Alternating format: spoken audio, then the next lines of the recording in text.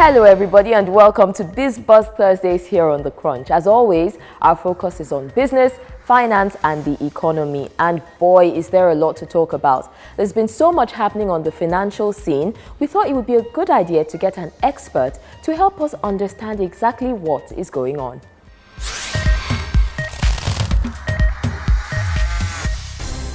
With me in the studio today is finance expert Yinka Ogunnubi. Welcome to The Crunch. Thank you very much. So, the CBN has a lot of activity going on. The most recent was the suspension of 9 banks from interbank trading. Can you first explain to us what interbank trading is, and then after that, why these banks were suspended? Okay, I think it's important to stress that the CBN never came out officially to say 9 banks were suspended. But we get the idea that something happened and it was leaked.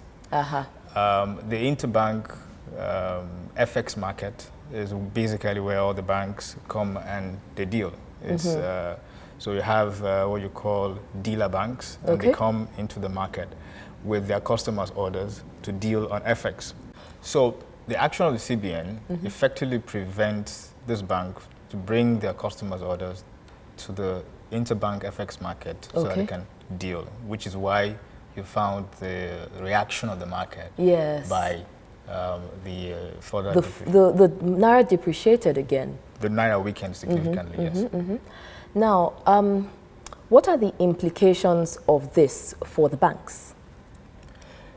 It's very hard for them. I would say, because the FX business is a very profitable business for the banks. Very profitable. I mean, the banks will not admit this, but if you ask them, would they rather be trading in FX or not, they will say yes, because they make a lot of margins from them.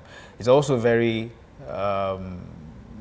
it's also very difficult for them to be able to continue with some of their customers, because if you cannot get me FX, what am I doing with you? What am I doing with you? I'll go to another bank. So, so those actions for those banks could tell a lot in their long-term significance. But I don't think it's a long-term thing. I think it's temporary. I think until they remit, which is what actually put them in that bit of hot water, that they didn't remit what is a total of about $2.1 billion.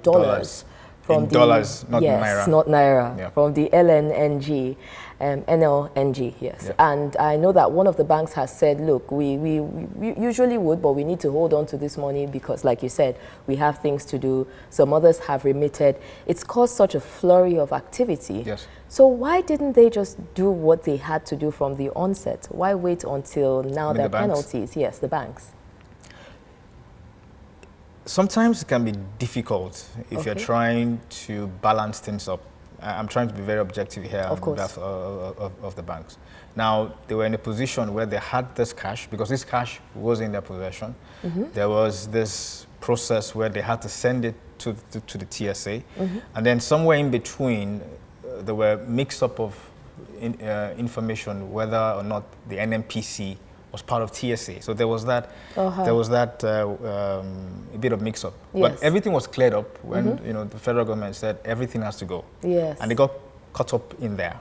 So the position is this: if you are a bank, you have money, you need to meet customers' orders, you will have used that money.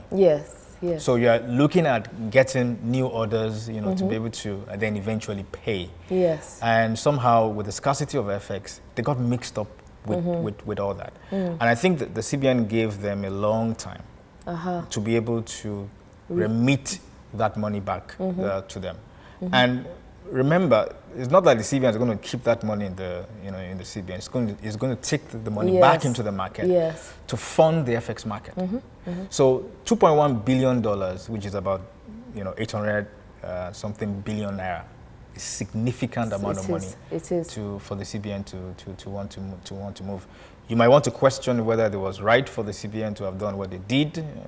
That's another subject for this conversation. Really? Yes.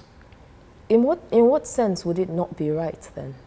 Well, look at what is happening to the market. Yes, with the reaction of course of the market. So Somebody will say, why should you do that when you know that the market is likely to react like this, and then this will impact the value of the naira? So that calls into question why why the CBN had to do that. But then we also have to tell ourselves that the CBN has not officially come out to say we did this. This is true. So we're going to take a quick break now. When we get back, we'll explore certain comments made by a very eminent Nigerian regarding our approach to Forex in Nigeria.